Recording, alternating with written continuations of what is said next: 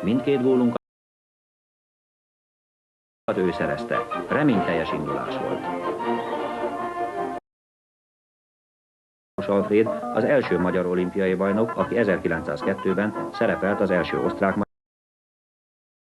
Szusza, Puskás és Egressy lőtték a góljainkat. Ez a elleni mérkőzés után írta róla a Népsport. Puskás is remekül játszik, s még az első félidőben megszerzi második gólunkat is. Puskás öcsi újabb gólja végleg megpecsételi a román csapat sorát. Puskás öcsi újabb gólja végleg megpecsételi. Európa kupa első találkozója. A svájciak hamar elhúztak, 3-1-re vezette. Európa kupa első találkozója. A svájciak hamar elhúztak, 3-1-re vezette.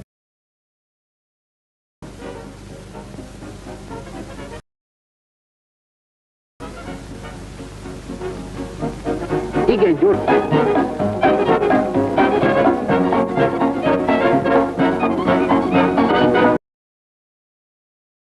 Vülcsek, a csehszlovák játékvezető sípjelére már is az osztrák csapat támad, de Balogh Sanyi hazaadással tisztázza a veszélyes helyzetet. Henning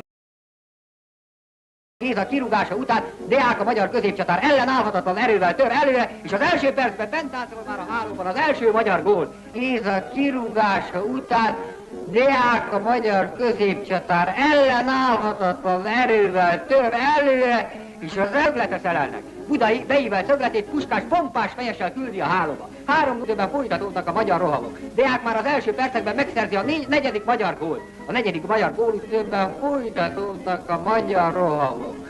Deák már az első percekben megszerzi a negyedik magyar gólt. És a magyar csapat óriási szél ellen kezd. Hol védekeznek, most is Szuszánál van a labda, Szusza mesteri csellel kiteszi ott Puskásnak a labdát, Puskás azonban leállítja, sokáig vár, aztán végre bead, de még mindig nem, most Szuszánál a labda, lövés, lepattan emberről, és így megy ez 45 percen keresztül, az olaszok sokszor 9 emberrel, 10 emberrel védekeznek le, utána szöglet következik, ezt fölé fejeljük, és így megy, folyton fölé mellé áll a labda, megint Puskásnál van, azonban sokáig cselez, Deáknak ad végül is, és Deák bombája hajszállal zúg el a kapu fölött. Követi. Keszthelyi a szőke magyar jobbösszekötő most keresztbe vágja át a labdásöcsék a labdát, ott van Egressy előtt 3-0 az eredmény a magyar csapatra vár. Támadást azonban a magyar védelem tisztázza, és rögtön utána Puskás öcsi lövése nyomán időben továbbra is a magyar csapat támad. Egressynél van a labda, kiteszi Deáknak, Deák keresztbe küldi át Puskás fejére, onnan lepattan, Deák elé újra, és íme 5-0-ra vezet a magyar csapat. A lengyel kapu szomorúan hozza ki a labdát, de Pozsik újra támadásba küldi a magyar csapat csatársorát, a lengyel kapus azonban most a helyzetet. Újra Puskás lendül támadásba, fordulásból küldi előre Cibor felé a labdát, a fürge magyar fiatal balszélső megszerzi, szépen leveszi, oda teszi újra Puskásnak, öcsi, mint valami motor, úgy indul el a labdával, ott van a 16-oson belül, újra Cibornak adja, keresztbe küldik Deákhoz, 6-0-ra vezet a magyar elleni nemzetek közötti válogatott mérkőzésen 8-2 arányban győzött.